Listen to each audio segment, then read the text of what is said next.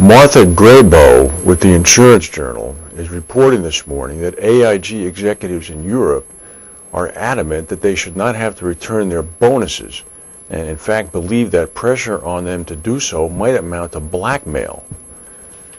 AIG Financial Products, the unit head of that group, Gerald Pascuccio, told a staff meeting for British and Paris employees on Monday that he thought a demand for repayments was to a certain extent blackmail.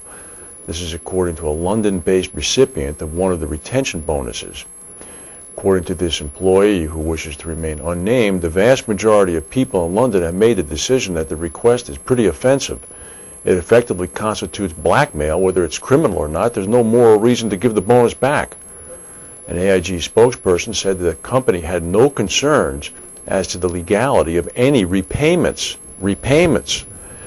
Of course, the New York Attorney General, Andrew Cuomo, has pressed AIG on the issue of the bonuses, saying that those who returned the money, quote, have risen to the occasion and I applaud them.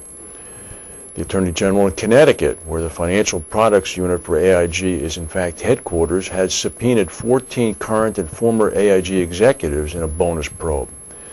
The employee at the meeting in London said that Mr. Pascuccio recommended that bonus recipients strongly consider returning the money, but said any decision to do so was their individual choice.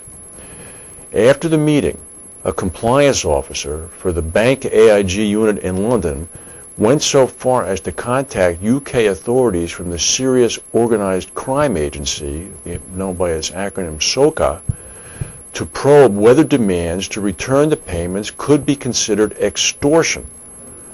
However, AIG said in a statement issued yesterday that the concern expressed by this compliance officer, who has in fact been named, he is David Haig, his concern about whether or not they were extortion, giving back the bonuses, was not shared by AIG. Some AIG employees have said that they have a tough choice, either to give back the bonuses they believe they earned lawfully or face the possibility that Cuomo could make their names public. In an email sent Tuesday to other AIG employees, Mr. Haig, the one who was concerned about whether giving the bonuses back could be blackmail, recommended that they not agree to make any repayments until the Serious Crime Unit had examined the issue. Haig wrote that such payments could require consent by authorities or they would be viewed as money laundering. However, the deputy chief at the bank AIG dismissed Mr. Haig's concerns of illegal pressure by the New York Attorney General and said that the unit had gotten a clear legal opinion from its senior UK lawyer that there's no evidence of blackmail on the part of Andrew Cuomo. They went on to say decisions to return bonuses are individual choices for each of you, and you should be allowed to make this choice without the threat that you may be committing a criminal offense by giving the money back. It's unbelievable. Good job, Ms. Grayboe. That's a very good story. And some other news coming from Bermuda, XL Capital, the Bermuda-based insurer that lost $2.6 billion last year, halted policy sales at its UK and Irish life reinsurance businesses. This is as the company focuses on property and casualty coverage. XL put the two operations into runoff. They continue to explore options for its U.S. life reinsurance business. And coming out of Japan, there's a story that reinsurance renewal prices on the all-important April 1 renewal season coming out of Japan are seen to be up 7 to 10%. This is according to Reinsurance Magazine. It's understood that the reason for the rising rates is the weakening Japanese yen, which of course has fallen markedly as a result of the current crisis. The weakening yen has fallen against the pound from about 200 yen per pound at this time last year to about 143 yen per pound at the time of writing the article. That's about a 30% dip. It's caused a lot of Lloyd's reinsurers to see their aggregates rise around 60%. The rising aggregates, one broker said, means that a lot of syndicates are quite full at the moment. It's understood as well that among other syndicates who had low capacities for Japan, they've seen a doubling of their capacity now for the region. One of the big problems with the weakening yen is that claims have to be converted into pounds. Companies are not allowed to denote claims in yen. Only dollars and euros and pounds may be left unconverted at Lloyd's.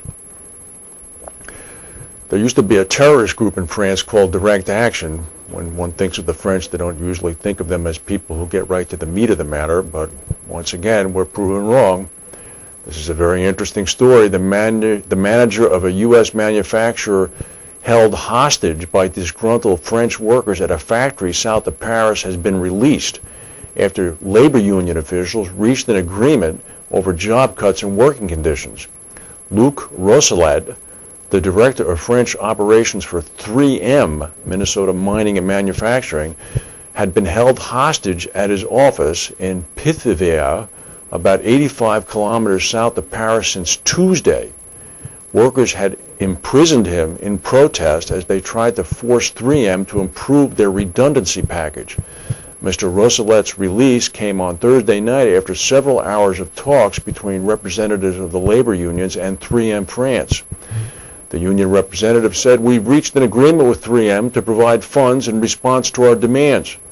The factory where Mr. Rosselet was imprisoned and that he had previously managed until his imprisonment produced pharmaceutical products. It had 235 people, but 110 of those jobs are due to be shed because of falling orders.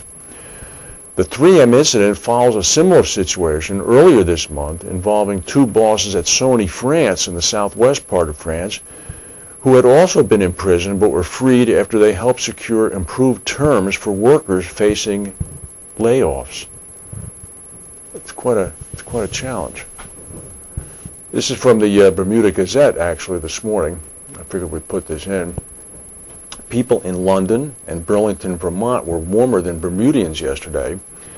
Chilly conditions in Bermuda saw people shivering in their beds as the temperature dropped, coming close to the coldest ever recorded temperature on the island. This picture is on Front Street in Bermuda yesterday. A reading of 48 degrees Fahrenheit, which isn't really that cold, Bermudians, was recorded in the early hours, according to the Weather Service, that almost hit the all-time low of 44 degrees, which occurred in 1950. This means that several areas around the world, which are considered much colder than Bermuda, were actually warmer. That includes Portland, Maine, Philadelphia, Baltimore, London, Paris, and Dublin.